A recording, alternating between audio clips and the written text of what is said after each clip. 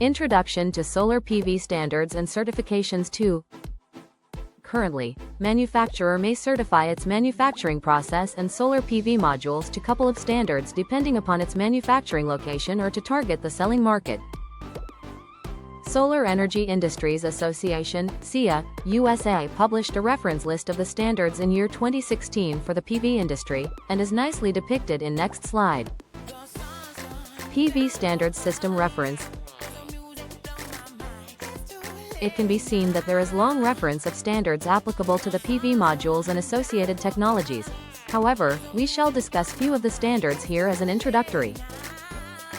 IEC 61215 Edition 2.0 Crystalline Silicon PV Module Design Qualification and Type Approval. IEC 61215 lays down requirements for the design qualification and type approval of terrestrial photovoltaic modules suitable for long-term operation in general open-air climates defined in IEC 60721-2-1. This standard is intended to apply to all crystalline silicon, mono and ploy both, terrestrial flat plate modules.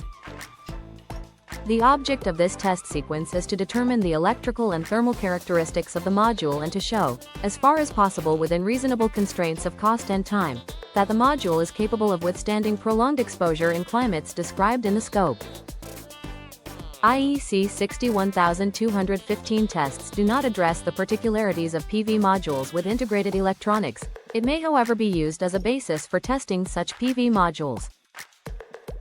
Part 1, IEC 61215-1, deals with the test requirements, and Part 2, IEC 61215-2, focus on testing procedures.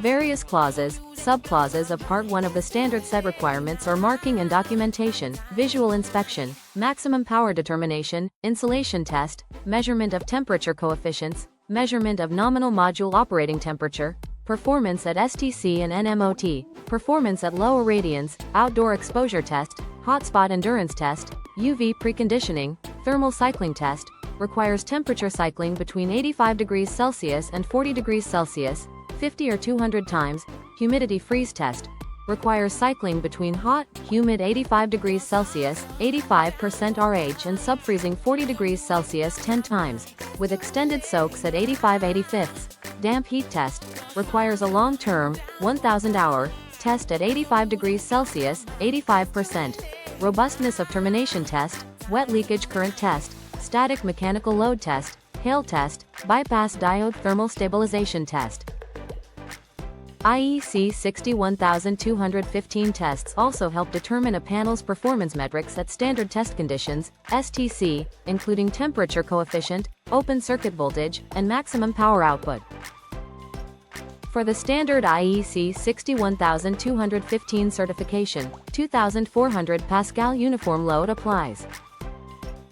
However, if solar panels is to be installed in areas with heavy snow, an increased load capacity test of 5400 pascals is advisable.